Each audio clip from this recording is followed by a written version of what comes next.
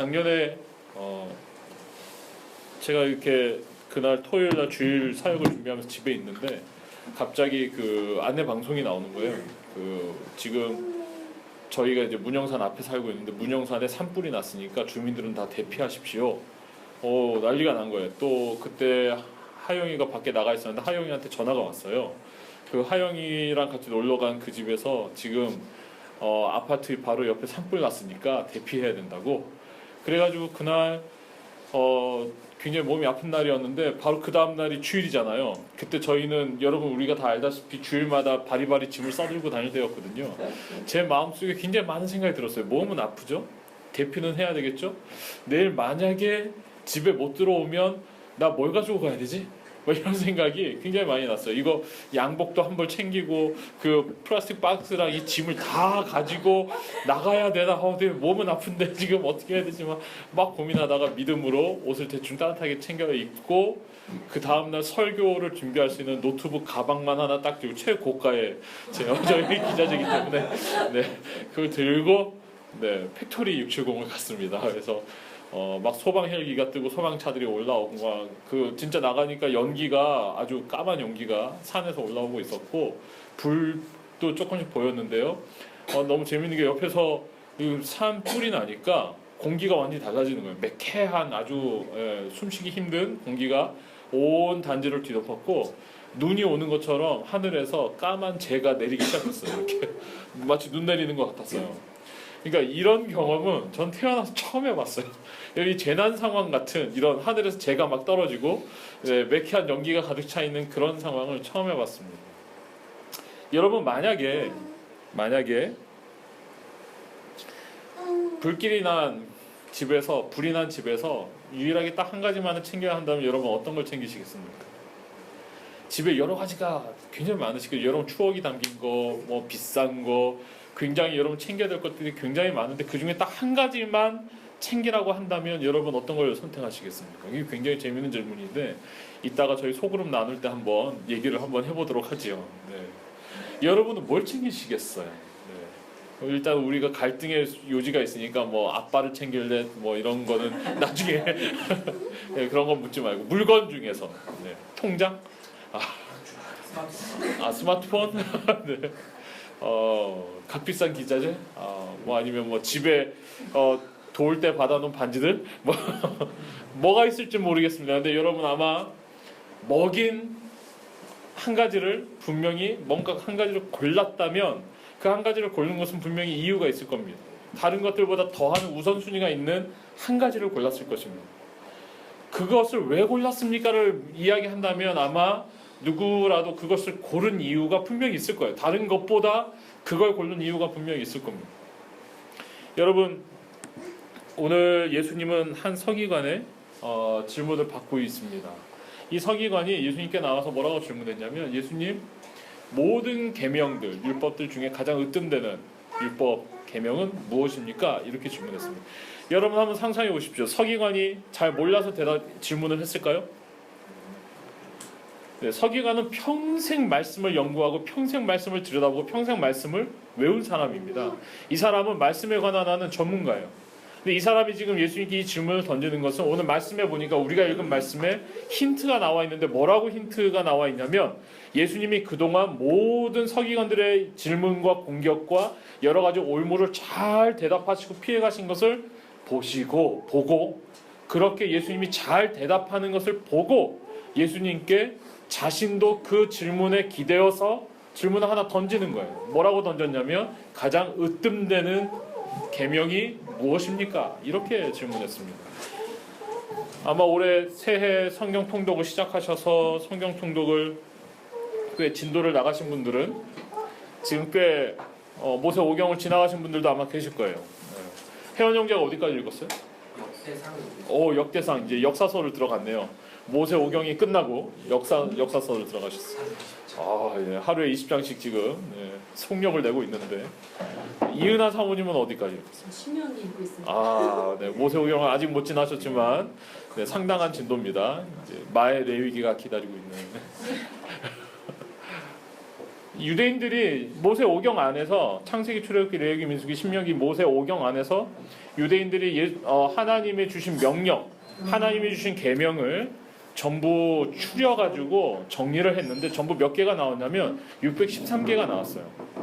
613개의 이 명령, 계명 안에는요, 하지 말라로 끝나는 것들이 한 무더기 있고요, 하라로 끝나는 게 한 무더기 있습니다. 유대인들의 상식에는 하지 말라보다는 하라가 훨씬 더 무겁고 훨씬 더 권위를 갖고 있는, 반드시 지켜야 되는 계명이라고 생각했어요. 하지만 하지 말라를 우습게 여긴 건 아니에요. 이 사람들이 613개를 뽑아놓고 613개마다 각 조항마다 이 계명을 어떻게 지킬 때 가장 최고의 컨디션인지를 설명하는 별책 부록을 또 이만큼을 만들어 놨어요.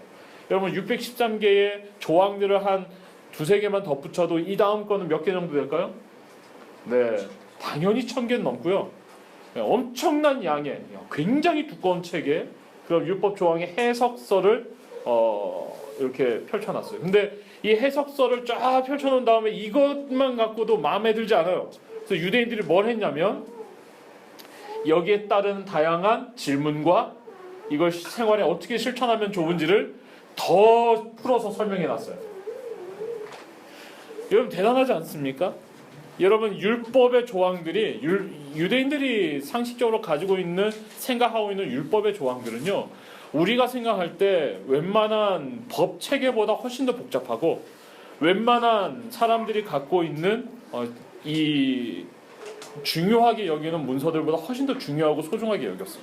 하나하나의 조항들을. 근데 여러분 오늘 이 613개를 총망라할 수 있는 딱 으뜸되는 한 가지를 골라달라고 예수님에게 이 사람이 지금 요청하고 있습니다. 그러자 예수님께서 기다렸다는 듯이 망설이지도 않고 아주 단호하게 말씀하십니다. 뭐라고 말씀하시죠? 첫 번째는 하나님을, 한번 같이 읽어보시죠. 시작. 하나님을 마음을 다하고 목숨을 다하고 뜻을 다하고 힘을 다하여 사랑하라. 네. 그 다음에 이렇게 말씀하시는데 그 다음에 또 하나가 있는데 첫 번째는 이거고 그 다음엔 같이 한번 읽어볼까요? 시작. 이웃을 내 몸과 같이 사랑하라. 여러분 서기관이 지금 몇 개 물었습니까? 가장 으뜸되는 한 가지. 근데 예수님의 대답은 두 가지인 것처럼 보여요. 첫 번째는 이거고 두 번째는 이거다. 그리고 여러분 이 첫 번째는 당연히 우리가 알고 있다시피 신명기 말씀, 신명기 6장에서 나왔습니다. 두 번째 내 이웃을 내 몸같이 사랑하는 레위기 말씀에서 나왔어요. 이 두 구절을 인용하셔서 예수님이 으뜸되는 것이라고 들려주실 때 신명기 말씀은 약간 문구가 고쳐져 있습니다. 신명기 본문하고 좀 달라요. 뭐가 더 첨가되어 있냐면 이 부분이 첨가되어 있습니다. 신명기 본문에는 마음을 다하고 뜻을 다하고 힘을 다하였는데 예수님이 마음을 다하고 뜻을 다하고 힘을 다하여에 뭘 첨가하셨어요? 목숨을. 아마도 예수님의 생각인데 예수님께서 유대인들의 철저한 율법 교육의 전통을 보면 예수님이 율법을 허투루 알지는 않으셨을 것이고요. 더군다나 예수님이신데 예수님이 인용하시면서 가끔 단어를 바꾸시거나 하시는 것은 있지만 제가 볼 때는 상당히 의도적이시라고 생각이 돼요.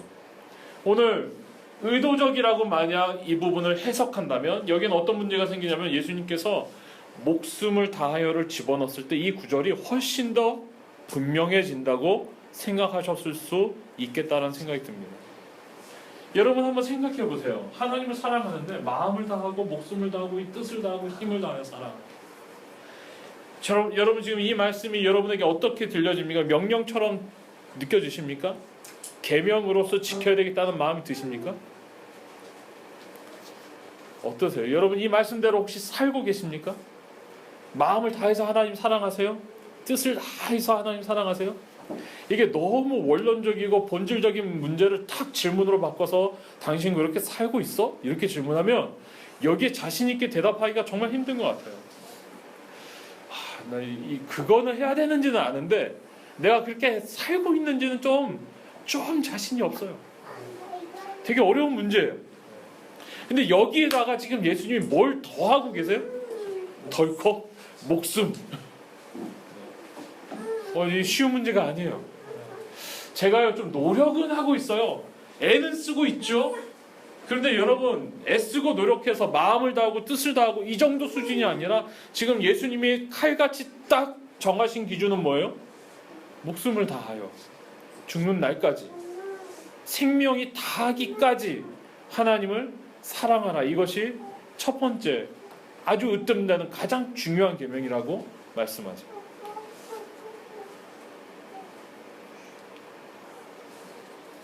큰일 났습니다. 우리가 하나님을 사랑하는데 예수님의 그 신명기 해석은 죽을 때까지입니다. 사랑하는 거. 원래 사랑은 사랑하라고 명령받아서 사랑하기는 참 힘든 것 같습니다. 그건 쉬운 일이 아니죠. 어느 집에나 가보면 집집마다 그 집에 자녀들이 자라는 집에는 자녀들과 부모님과의 다양한 약속들이 있습니다. 그게 집집마다 조금씩 다르더라고요. 어느 집은 이렇게 하는데 저런 집은 저렇게 하는 그런 것들 있습니까? 없습니까? 네, 별로 지금 실감이 안 나시죠? 네. 저희 집 얘기를 해야 되는데 이런 거 얘기하면 예를 들면 네. 뭐 치약은 뭐 끝에서부터 짠다든지, 네. 중간에서부터 치약을 짜면 싫다든지, 네. 빨래는 항상 제자리에 갖다 놓는다든지, 방에다 쌓아놓지 말라든지, 뭐 이런 거 있습니까? 없습니까? 있죠. 자녀들과도 약속이 있죠. 자녀들과도. 저희 집에는 물당번이 있고 수저 놓는 당번이 있는데요. 물당번은 누구니? 물당번 손 들어보세요. 지금 이렇게 네, 뚱하고 있는데 수저 놓는 당번 손 들어보세요. 네, 당번이에요. 이제 저희 집의 약속이에요. 네. 딴집 가면 그렇게 할까 안 할까요? 그럼 그 집에서 알아서 하면 되고요. 네. 약속이 있는 이유는 그 집이 함께 살아갈 때 이런 걸 지키면 좋겠다라는 걸 서로 공유하고 살아야 살면서 서로 다투거나 언성 높일 일이 없기 때문에 자녀들이 건강하고 예의 바르고 잘 자라기를 원하는 마음에서 약속들을 정하죠. 근데 그 가장 중심되는 마음은 뭐예요? 왜 약속을 정했어요? 사실은 여러 가지 집집마다 다 다양한데 약속을 정하는 배경도 다르고 내용도 달라요. 어느 집에서는 그런 거 왜 그렇게 해요? 얘기할 수도 있고요. 어떤 집에서는 이게 더 좋아요. 이렇게 얘기할 수도 있어요. 이게 진리가 아니에요. 이거는 약속이에요. 그야말로. 내 기호고 우리 집의 성향이지 진리가 아니에요. 아니 왜 양말을 돌돌 말아놔요? 우리 집에서는 이렇게 하는 게 편해요. 왜 이런 할 말이 없는 거예요. 이게 약속이에요. 이건 단지 약속일 뿐이에요. 그 안에 동일한 마음은 뭐냐면 아이들이 예의 바르고 잘 자랐으면 하는 거예요. 부모를 공경하고 부모는 자녀들을 사랑하는 거예요. 이게 훨씬 더 중요한 그 속에 들어있는 근간을 이루는 생각이에요. 왜 하나님이 이스라엘 백성들과 율법의 조항과 약속을 정하십니까? 이스라엘 백성들을 괴롭히려고요? 너희들 한번 맛 좀 봐. 613기 내가 내려줄게. 한번 지켜봐. 뭐 이런 거예요? 안 지키면 두들겨 맞을 줄 알아? 막 이런 거예요? 여러분, 아이들이 약속을 안 지켜요. 그러면 어떻게 해야 됩니까? 공의를 실행해야 돼요. 약속을 쉽게 바꾸거나 물러서면 아이들이 약속을 우습게 여깁니다. 하지만 그렇다고 해서 아이들을 처절하게 응징합니까? 너 공의를 맛봐라 막 이러면서 네. 그거보다 더 중요한 건 뭐예요? 더 중요한 건 뭐예요? 그걸 통해서 가야 하는 건 뭐예요? 내가 너를 얼마나 사랑하는지를 알아야 돼. 이게 더 중요하잖아요. 아이들이 부모님이 나를 사랑해서 하는 말이구나, 나를 아껴서 하는 말이구나. 약속의 내용 자체와 그것이 지켜졌느냐 지켜지지 않았느냐보다 훨씬 더 근본적으로 중요한 건 그 약속을 맺고 있는 상대방의 서로의 마음이 더 중요한 거예요. 관계가 중요한 거예요. 하나님이 우리와 약속을 맺으실 때의 상황도 똑같은 거예요. 너희들을 한번 마음껏 괴롭혀 줄게, 막 이런 마음에서 하나님이 율법을 613개나 만들어 놓고 그걸 또 해석해 놓고 그 실천표를 또 지키라고 말씀하시는 게 아니라 오늘 이게 너무 중요한 거예요. 너무 중요한 거예요. 하나님이 우리에게 율법을 통해서 원하시는 것은, 하나님이 우리에게 보기 원하시는 것은 우리가 하나님을 향해 드리는 사랑하는 마음이에요. 마음을 다하고 뜻을 다하고 힘을 다하고, 심지어 예수님께서는 자신이 그리 하신 것처럼 목숨을 다해서 사랑합니다를 고백할 수 있게 되기를 기대하면서 그것을 구체화시켜서 우리에게 어떠한 모습이어야 하는지를 말씀해 주신 게 율법이에요. 아무리 약속이 잘 지켜져도, 아무리 그 약속 안에 공의가 실현되어져도 그 안에 마음이 나눠지는 것이 없으면 그것은 하나님이 우리와 약속하신 의미가 없는 거예요. 여러분, 아이들이 정말 똑바르게 자라서 한 번도 삐뚤어지고 지지 않고 말을 너무 완벽하게 듣고 얘기할 게 없고 잔소리할 게 없고 너무너무 아이들의 생활이 질서 있고 공의롭고 바른 생활이에요. 말할 게 없어. 근데 엄마 아빠를 미워해. 올바로 된 겁니까?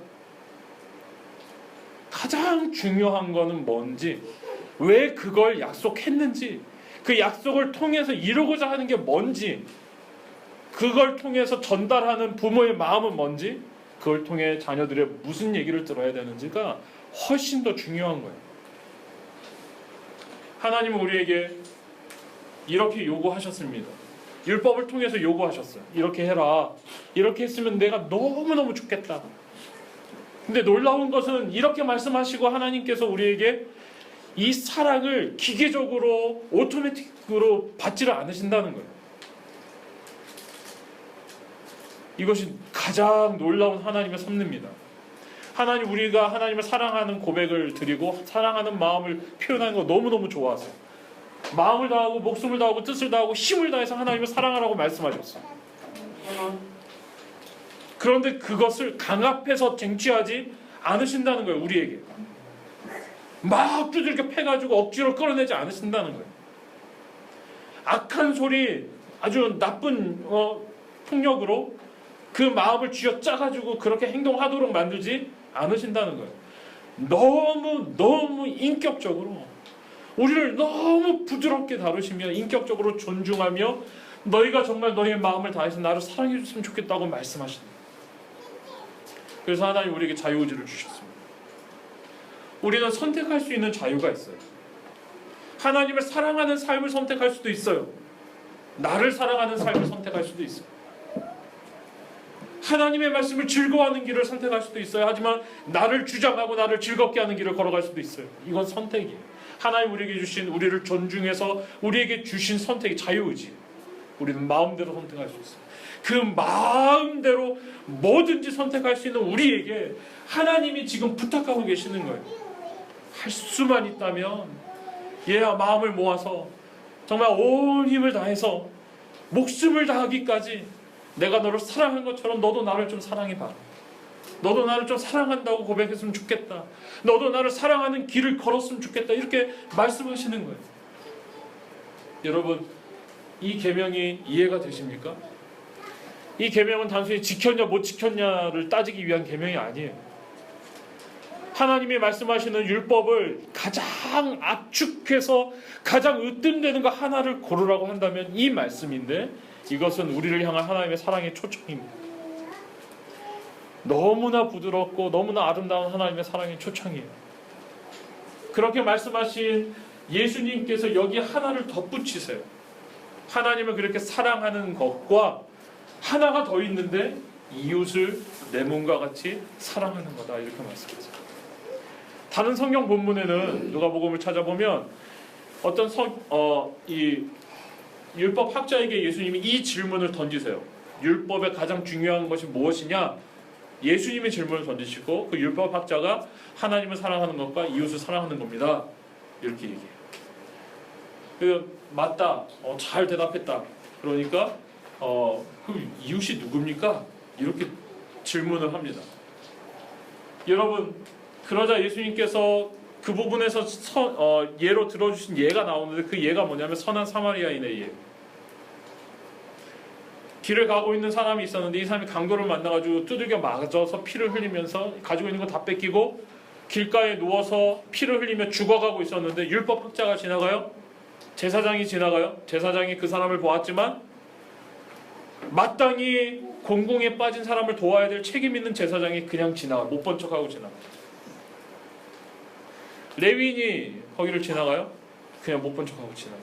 다 지나갔는데 마지막에 전혀 그런 친절을 베풀리라고는 기대할 수 없고 상상할 수 없는 사마리아인이 지나가다가 이 사람을 치료해주고 이 사람을 데려다가 여관에다 갖다주고 이 사람이 치료받을 수 있는 돈까지 내고 길을 갑니다. 그러고 나서 예수님이 그 율법학자에게 질문합니다. 네 생각에는 누가 강도 만난 자의 이웃이겠느냐? 이웃을 내 몸과 같이 사랑하라는 이 말씀 앞에서 예수님이 하신 질문, 오히려 우리에게 던지고 있는 질문은 이거예요. 네 생각에는 누가 강도 만난 자의 이웃이겠느냐?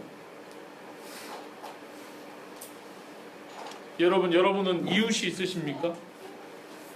저도 아파트에 살다 보니까 저희 옆 그 호실에 벽을 맞대고 있는 다른 집이 있습니다. 가끔씩 엘리베이터에서 마주칩니다.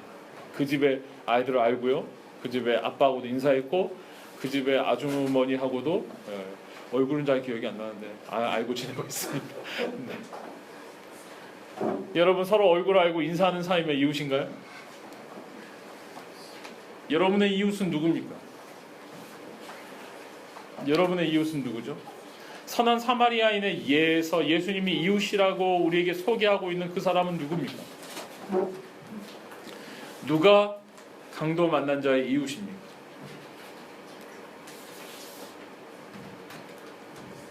얻어맞아서 죽어가고 있는 우리에게 친절을 베풀어줄, 우리의 생명을 살려줄, 자신이 가던 길을 멈추고 와서 우리를 구원하고 우리를 싸매고 우리를 새롭게 해줄 그 사람이 누구라고 생각하십니까? 사실 오늘 예수님이 꼽으신 이 두 개의 계명은 아주 근본적으로 밀접하게 예수님과 연결되어 있는 계명이에요. 예수님이 누구신지, 예수님이 왜 이 자리에 오셨는지, 예수님이 뭘 하시려고 하시는지를 너무 잘 보여주는 계명이에요. 이 계명은 너무너무 중요합니다. 여러분, 이웃이 된 사람은 피 흘리는 사람을 지나칠 수가 없습니다. 그것이 사랑이라고 오늘 주님 말씀하셨습니다. 그것이 사랑이라고 말씀하셨습니다. 하나님을 사랑하는 사람을 위해서 반드시 이웃을 내 몸과 같이 사랑하게끔 되어 있습니다. 그것을 평생 동안 아주 실천적으로 연습하라고 하나님께서 우리에게 가족을 주셨습니다. 여러분, 평생에 절대로 여러분의 시야에서 벗어날 수 없는 이웃들이 있는데 바로 가족입니다. 여러분, 마음에 들든 마음에 들지 않든 가족입니다. 이웃입니다. 선한 사마리아인과 다른 제사장이나 바리새인들의 다른 점이 뭐죠? 뭐가 다른 겁니까? 다른 사람들은 왜 이웃이 될 수 없었나요? 가장 근본적인 차이점은 강도 만나서 피 흘리고 있는 그 사람을 다 똑같이 보았지만 도와야 되겠다는 마음이 마음속에 들지 않았다는 거예요. 도와야 되겠다는 마음은 어떤 사람에게 부어질까요? 저희 나라에도 그런 일들이 종종 일어납니다. 외국에는 이런 일들이 토픽으로 막 소개가 되는데요. 특히 중국 같은 곳에서 왠지 그 중국에서 그런 얘기를 들어서 중국에 가는 걸 많은 사람들이 두려워하는데 옆에서 막 무슨 끔찍한 일이 일어나고 있는데 모든 사람들이 막 하던 일을 다 하고 있는, 관심 두지 않는, 한 공간에 있었고 바로 가까운 거리에 있었지만 누구도 이웃이 되어주지 않는 상황들이 종종 발생합니다. 귀찮은 그 일에 끼고 싶지 않은 거죠. 얼마나 아픈지 알고 싶지 않은 거예요. 내가 힘을 쓰고 애를 쓰는 것이 너무너무 귀찮고 싫은 거예요. 이웃이 될 수가 없는 거예요.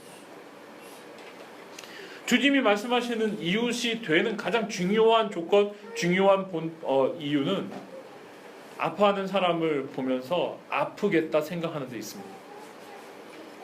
피 흘리는 사람을 보면서 얼마나 힘들까 생각하는 데 있어요. 죽어가는 사람을 보며 가만히 내버려두면 안 되는데 생각하는 데 있습니다.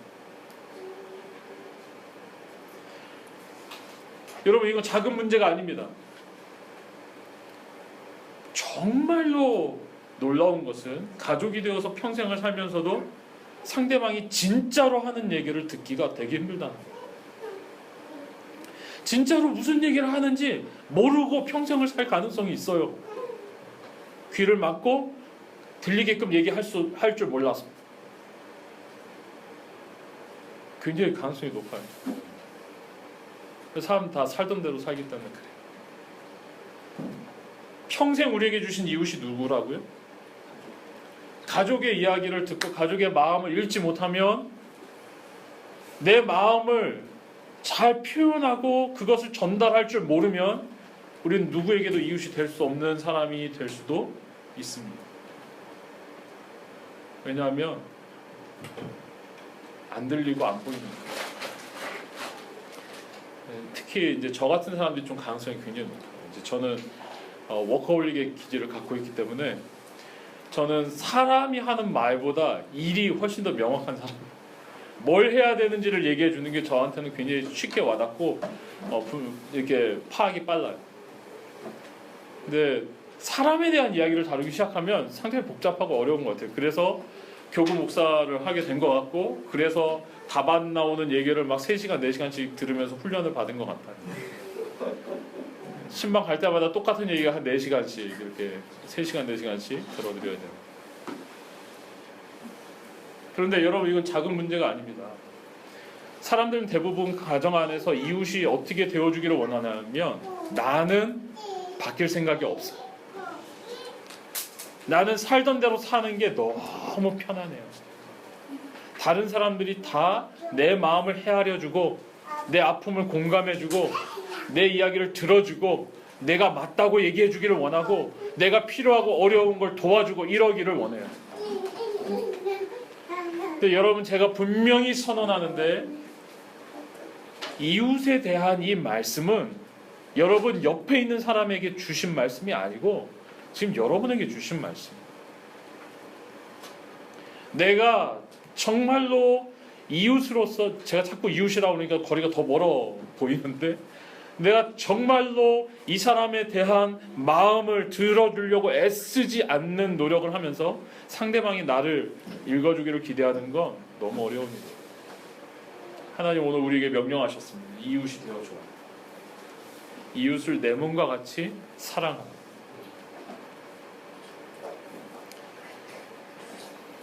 여러분, 우리는 우리의 몸을 얼마나 아낍니까? 우리 몸의 어려운 것들을 얼마나 예민하게 느낍니까? 아침에 눈을 뜨자마자 제가 배가 아프다는 걸 느꼈어요. 정상이 아니라는 사실을 금방 감지했어요. 그리고 화장실로 뛰어갔어요. 우리 몸의 이상과 아픔을 정말 예민하게 느껴요. 찔려가지고 핏방울이 조금만 맺혀도 되게 쓰리고 아파요. 힘들죠. 그런데 옆에 있는 사람이 피를 철철 흘리고 있는 건 잘 몰라요. 얼마나 아플까, 얼마나 힘들까. 그 말 한마디면 굉장히 마음이 달라질 수 있는데, 상대방을 긍휼히 여길 수 있는데, 그 긍휼히 여김이 없이는 절대로 그 사람의 마음이 이야기가 들리질 않는데, 쉬운 일이 아닌 것 같습니다.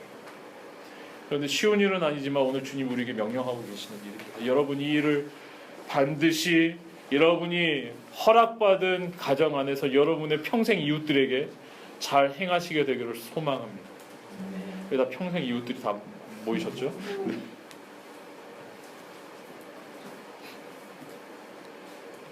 자기 마음을 잘 표현하는 것도 너무 중요해요. 내가 어떻게 아픈지를 잘 이야기하는 것도 굉장히 중요합니다. 그리고 그 이야기를 잘 듣는 것도 되게 중요해요. 며칠 전에 모임이 있어서 나갔는데, 그 모임이 있어서 나간 자리에 하필이면 이렇게 동기 목사님들이나 이렇게 대학 동기 목사님들이 모였는데, 개척을 해가지고 여러 해 된 목사님들인데 하나같이 개척해서 100명까지 부흥했다가 100명에서 주저앉은 분들 3명이 모인 거예요. 여러분, 모여가지고 무슨 얘기 했겠어요? 3년이 제일 위험해, 뭐 100명에서 쭈그러지는 거 뭐 일도 아니더라, 뭐 모인 뭐 성도들끼리 지지고 볶고 싸우고 하다가 나중에 골막 터져서 갖고 오더라, 뭐 나중에 손을 쓸 수도 없더라, 뭐 잘 될 것 같냐, 뭐 냉정하게 생각해봐라, 막 별의별 얘기를 한 몇 시간 동안 계속 그런 사례만 계속 들었어. 아니 좀 이렇게 만났으면 좀 이렇게 용기를 주고 격려해주고 내 마음을 좀 들어주고 이러면 얼마나 좋아요. 예, 뭐 들어줄 마음은 하나도 없고 이 목사들이 이웃을 사랑하진 않아요. 그 얘기 한참 듣다가 오니까 마음이 어떤 얘기도 듣고 싶지 않고 만나고 싶지 않고 계속 혼자서만 이렇게 생각이 막 깊어져가지고 골똘하게 되더라고요. 그게 참 좋은 이웃이 되어주는 건 너무 중요해요. 여러분 가정에서도 우리가 그럴 수 있어요. 좋은 이웃으로 살아야 할 때 내가 뭘 해야 되는지 어떤 말을 해야 되는지가 너무너무 중요해요. 하나님은 오늘 우리에게 좋은 이웃으로 살아가라고 옆에 우리가 함께 살아가고 있는 가족들의 마음과 느낌과 그 생각과 어려움을 내가 느끼는 어려움처럼 내 고통처럼 내 아픔처럼 느껴주고 반응해주고 같이 함께 해주라고 가족을 허락해 주신 거예요. 아무리 부족하고 연약해도 아무리 마음에 차지 않아도 우리는 서로 그 일을 하라고 가족으로 함께 만난 사이예요. 요즘 참 그렇게 하루 종일 그 얘기 듣고 마음이 확 가라앉아 있는데 밤에 더군다나 애들이 저한테 잠잘 때 이야기 해달라고 막 그래가지고 제가 싫다고 그랬어요. 제가 싫어. 금요일이었거든요. 아빠 자기 전에 얘기 좀 해달라, 옛날 얘기 좀 해달라. 아빠는 준비된 얘기가 없어. 막 이러면서 그랬더니 애들이 양보하지 않더라고요. 타협안. 둘이서 그럼 노래라도 불러줘. 막 이러면서 찬양이라도 불러줘. 그래서 그날 제가 부른 찬양이 찬양도 하기 싫은데 지금 무슨 찬양을 하라고 둘 눕혀놓고 고민하다가 찬양을 불렀어요. 하나님은 너를 지키시는데 하나님은 너를 지키신 며칠 전에 아빠 불러줬지. 금방 자더라고요. 그 가사가 눈을 들어 산을 보아라 너의 도움 어디서 오나 천지 지으신 여호와께로서 시편 말씀 그대로잖아요.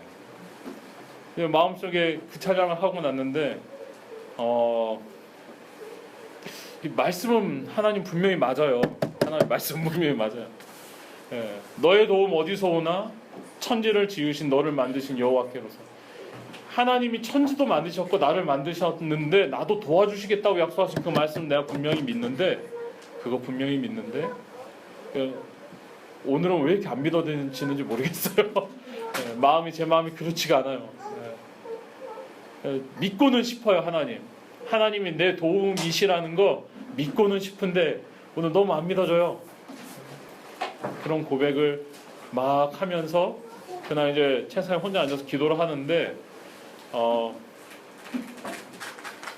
이 말씀 이제 설교 준비하려고 펴놓긴 했지만 그 기도 한참 하고 나서 눈을 떴더니 앞에 마음을 다하고 힘을 다하고 목숨을 다하고 뜻을 다하고 사랑하라 이 말씀이 앞에 딱 모니터에 써 있는 거예요. 그리고 이웃을 내 몸과 같이 사랑하라. 제가 또 손가락으로 만졌습니다. 그 말씀이 써 있는 거예요.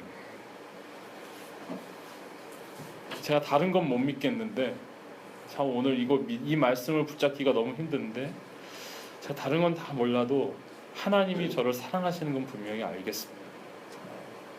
그 사랑 때문에 하나님께 다시 한번 믿음을 구합니다. 하나님 믿음을 주세요. 이렇게 기도하면서 그날을 아내가 기도해서 돌아오기를 그 아까 그 금요 기도회 상황이 이제 또 다른 현장선임 네 그때 그 시간에 우리는 하나님을 사랑해야 되는 존재입니다. 그리고 이웃을 사랑해야 되는 존재입니다. 예수님이 이렇게 정리해 주시자 서기관이 아주 격하게 동의합니다. 여러분 보면 아까 말씀 다 읽었지만 옳습니다. 예수님 이거 이 정도 분위기예요. 예수님 브라보 맞습니다. 예수님 정말 정확하십니다. 그러면서 굉장히 재밌는 표현을 해요. 하나님을 사랑하고 이웃을 사랑하는 것이 전체로 드리는 번제와 기타 제물보다 더 낫습니다. 이렇게 이야기합니다. 여러분 제물을 준비해서 하나님 앞에 제사를 드리는 것도 쉬운 일은 아닙니다. 돈도 들어가고 정성도 들어가고 정말 애를 써야 되고 힘든 일입니다. 근데 오늘 서기관이 분명히 뭐라고 얘기했냐면 그 모든 재물 드림보다 우리가 사랑하는 것이 훨씬 더 낫습니다. 이렇게 표현합니다. 여러분, 우리는 한 가지 이야기를 알고 있는데요. 이 이야기는 주어가 지금 잠깐 이 얘기는 사울 왕의 이야기입니다.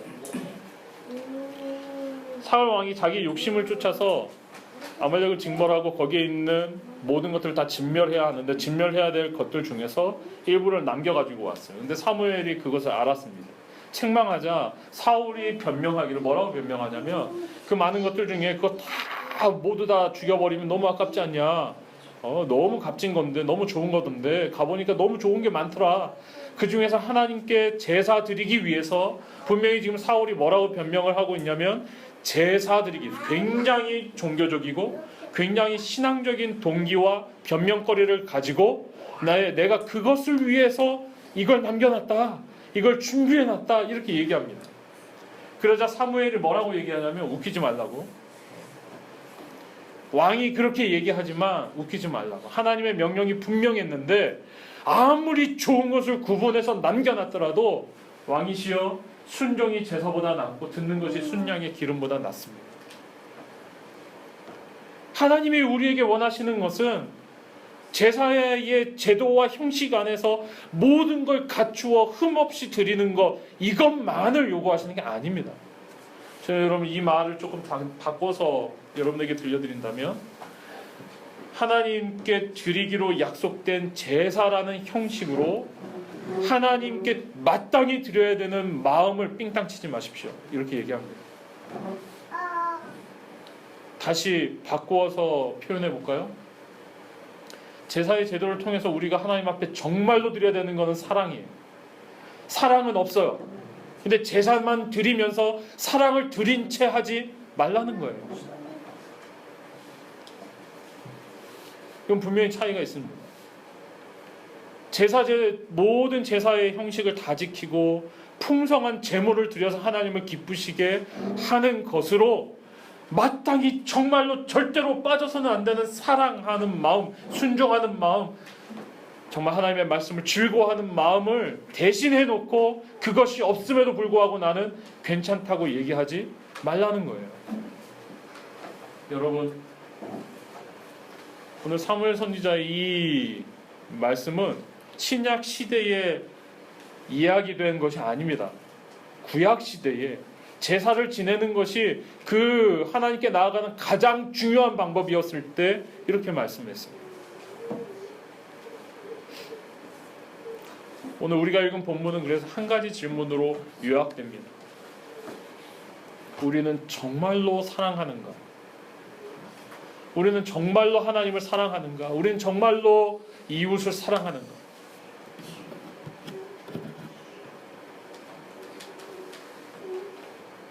그러자 예수님께서 이 서기관의 엄청난 격한 반응을 보시더니 뭐라고 한 말씀을 딱 하시면서 오늘 말씀이 마무리되는데 뭐라고 말씀하십니까? 내가 하나님 나라에 멀지 않다.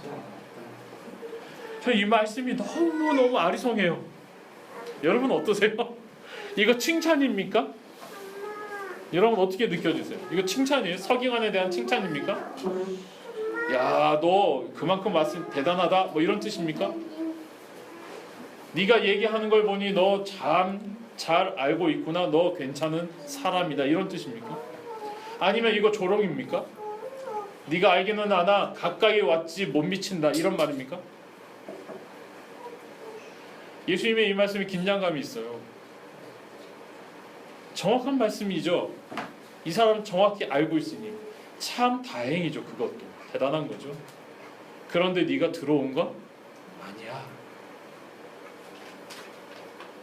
사랑하는 여러분, 정확히 알고 있는 거, 사랑이 뭔지 정확히 알고 있는 거, 사랑이 뭔지 정확히 정의 내릴 수 있는 거는 가까이 온 겁니다. 그것도 다행한 일일 수는 있지만 들어온 건 아니에요.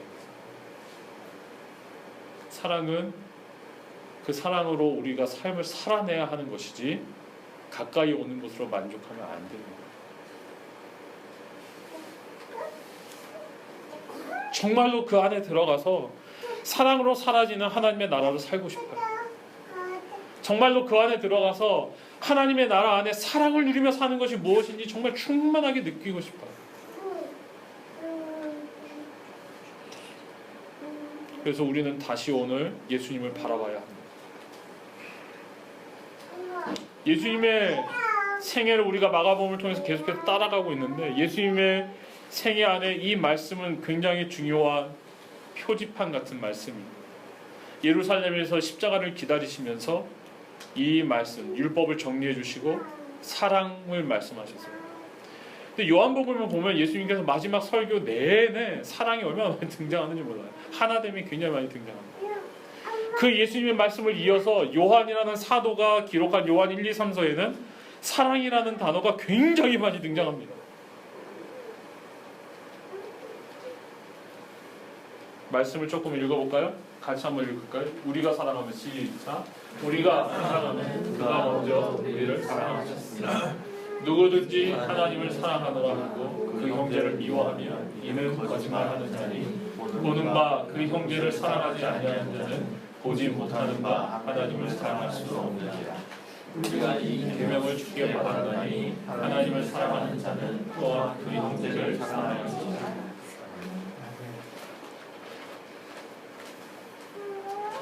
오늘 이 말씀은 우리가 오늘 예수님께 들은 계명을 하나로 뭉쳐놨습니다. 어떻게 뭉쳤습니까? 누구든지 하나님을 사랑하노라 하고 형제를 사랑하지 않는 사람은 어떤 사람이라고요? 네. 이 말씀 절대로 가볍지가 않아요. 이 말씀이 뭐라고 얘기합니까? 정말로 그 사람이 하나님을 사랑하는 사람인지 아닌지는 뭘 보면 알 수 있다고요? 이웃을 사랑하는지를 보면 알 수 있다.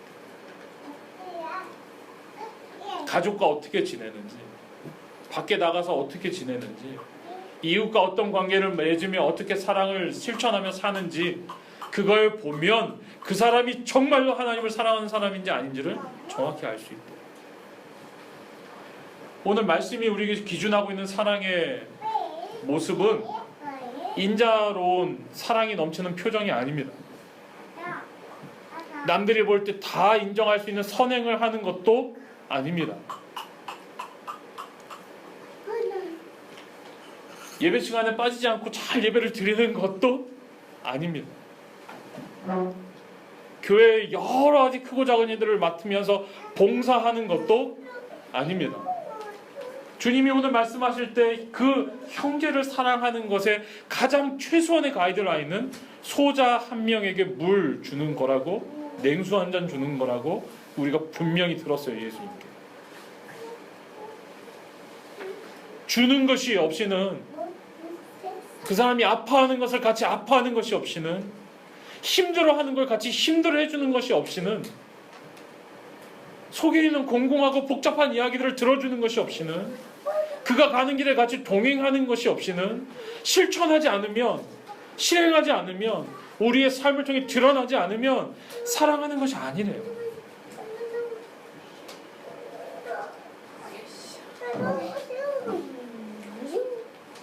저는 오늘 이 말씀이 우리의 삶에 새겨지게 되기를 간절히 소망합니다. 오늘 이 말씀이 우리의 삶에 새겨졌을 때 여러분에게 사랑의 이야기들이 더 풍성하게 퍼져나왔으면 좋겠습니다. 정말로 하나님을 사랑하는 그 마음 가지고 형제를 뜨겁게 사랑하며 주님이 우리를 사랑하신 것처럼 십자가를 지기까지, 생명을 내려놓기까지 우리를 사랑하신 것처럼 좀 바보같이 계산하지 말고 우직하게 좀 모자란 사람처럼 사랑하며 살면 너무 좋을 것 같아요. 그 모자란 사랑이 우리의 주변을 바꾸고 우리의 지역을 바꾸고 우리가 만나는 사람들을 다시 살게 만들 것을 믿습니다. 이 말씀을 붙잡고 우리의 삶에 사랑의 풍성한 열매들이 더욱더 많이 맺혀지기를 간절히 소망합니다. 우리는 하나님을 너무너무 사랑합니다. 그 하나님을 사랑하는 그 마음은 반드시 이웃을 사랑하는 것으로 이어져야 합니다. 오늘 말씀을 마치면서 얼마 전에 제가 페이스북에서 본 어느 교회 이야기를 소개하고 마치려고 합니다. 헌금 없는 주일을 지켰대요.